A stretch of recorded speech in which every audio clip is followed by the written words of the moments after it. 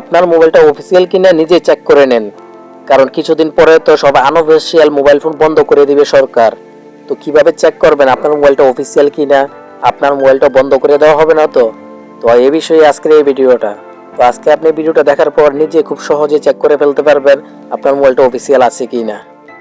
তো প্রথমে এটা বুঝতে হবে যে অফিসিয়াল মোবাইল কোনগুলো এবং আনঅফিসিয়াল মোবাইল কোনগুলো, বা বাংলাদেশ সরকারের নতুন আইন অনুযায়ী অফিসিয়াল মোবাইল হিসাবে গণ্য করা হবে কোনগুলোকে এবং আনঅফিসিয়াল মোবাইল হিসাবে ধরা হবে কোনগুলোকে।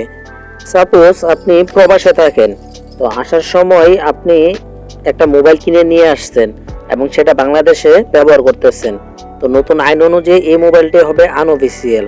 কেন? কারণ আপনি বিদেশ থেকে মোবাইলটা কিনেছেন, সরাসরি দেশে এনে ব্যবহার করতেছেন, এটা সরকার কোনো ট্যাক্স পায় নাই বা সরকারের ডাটাতে কোনো এন্ট্রি করা হয় নাই। আপনি যদি এয়ারপোর্টে এটা এন্ট্রি করতেন তাহলে এটা সরকার নির্দিষ্ট পরিমাণ ট্যাক্স পাইতো, কিন্তু আপনি তো এয়ারপোর্টে এটা এন্ট্রি করবেন না, আপনি লাগেজে করে নিয়ে আসবেন, এটাই স্বাভাবিক। তো সাধারণত এগুলোকে আনঅফিসিয়াল মোবাইল হিসেবে ধরা হবে। আর তাছাড়া যেগুলো সরকারের ট্যাক্স ফাঁকি দিয়ে দেশে প্রবেশ করে কাস্টমসে বা এয়ারপোর্টে, এগুলোকে আনঅফিসিয়াল মোবাইল হিসেবে ধরা হবে।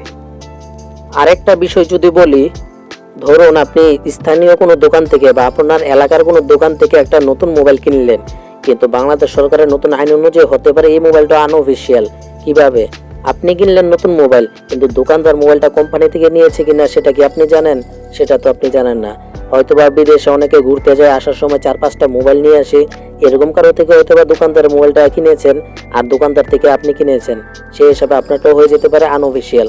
তো চলুন আর দেরি না করে আপনাদের দেখিয়ে দিই কিভাবে চেক করবেন আপনার মোবাইলটা অফিসিয়াল কি না, একেবারে 100% নিশ্চিত হতে পারবেন।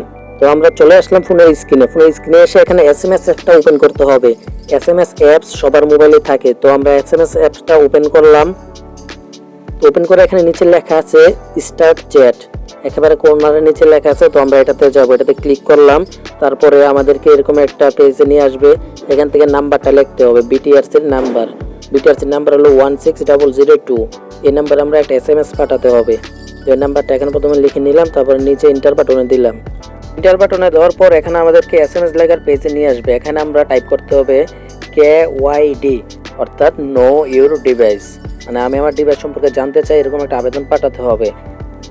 KYD লেখার পর এখানে লিখতে হবে ফোনের IMEI নাম্বার। আমার মোবাইলের IMEI নাম্বার আমি আগেই বের করে রেখেছিলাম, সেটা এখানে কপি করে পেস্ট করে দিয়েছি। এবার প্রশ্ন হলো আপনি আপনার ফোনের IMEI নাম্বার কোথায় পাবেন? এর জন্য 3টা উপায় আছে। নাম্বার 1, আপনার মোবাইলের পিছনে একটা স্টিকার থাকে, ওই স্টিকারের মধ্যে লেখা থাকে IMEI নাম্বার। আপনার মোবাইলে যদি 2টা সিম কার্ড ঢুকানো যায় তাহলে ওখানে 2টা IMEI নাম্বার লেখা থাকবে এবং সেই 2টাই এখানে আপনাকে যাচাই করতে হবে, চেক করতে হবে। আর যদি আপনার মোবাইলের পিছনে যদি স্টিকার না থাকে তাহলে দ্বিতীয় অপশন হলো আপনার মোবাইলের যে বক্স, আপনি যখন মোবাইলটা কিনেছিলেন তখন তো মোবাইলের একটা বক্স সাথে পেয়েছেন, ওই বক্সের মধ্যে স্টিকার থাকে, ওই স্টিকারের মধ্যে IMEI নাম্বার লেখা থাকবে, তো সেখান থেকে আপনি IMEI নাম্বারটা এখানে লিখতে হবে।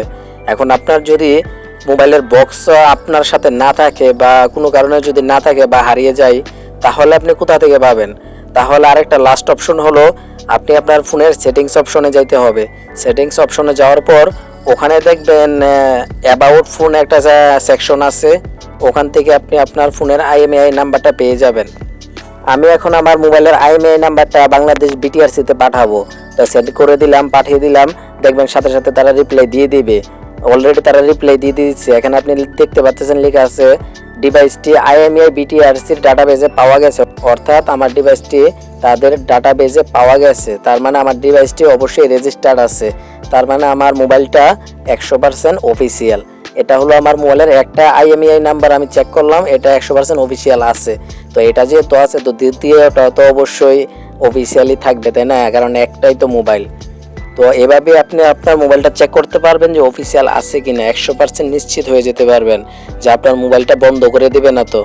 কারণ এখানে যদি আপনার যে মোবাইলটা যদি আনঅফিসিয়াল লেখা থাকে বা যদি লেখা থাকে ডাটাবেজে পাওয়া যায় নাই, তাহলে কিভাবে মোবাইলটা অফিসিয়াল করতে হবে এই বিষয়ে যদি জানতে চান তাহলে আমার ভিডিওতে কমেন্ট করে রাখেন যে আপনি নেক্সট ভিডিও চান কিনা। যদি চান তাহলে আমি পরের ভিডিও অবশ্যই আনবো, সেখানে বিস্তারিত দেখিয়ে দিব যে আপনার মোবাইলটা যদি আনঅফিসিয়াল থাকে তাহলে কিভাবে মোবাইলটাকে অফিসিয়াল করতে হবে। তো আজকের ভিডিও এই পর্যন্তই। ভিডিওটা দেখে যদি আপনার বিন্দু পরিমাণ যদি উপকার হয়ে থাকে বা নতুন কিছু যদি শিখে থাকেন তাহলে অবশ্যই ভিডিওতে একটা লাইক দিয়ে চ্যানেলটা সাবস্ক্রাইব করে দিবেন। আর কমেন্টে জানিয়ে দেন আপনি নেক্সট ভিডিও চান কিনা, যে আপনার মোবাইলটা যদি আনঅফিসিয়াল হয়ে থাকে তাহলে মোবাইলটা অফিসিয়াল কিভাবে করবেন চান কিনা। যদি চান তাহলে কমেন্টে জানিয়ে দেন। তো ভালো থাকবেন। আসসালামু আলাইকুম।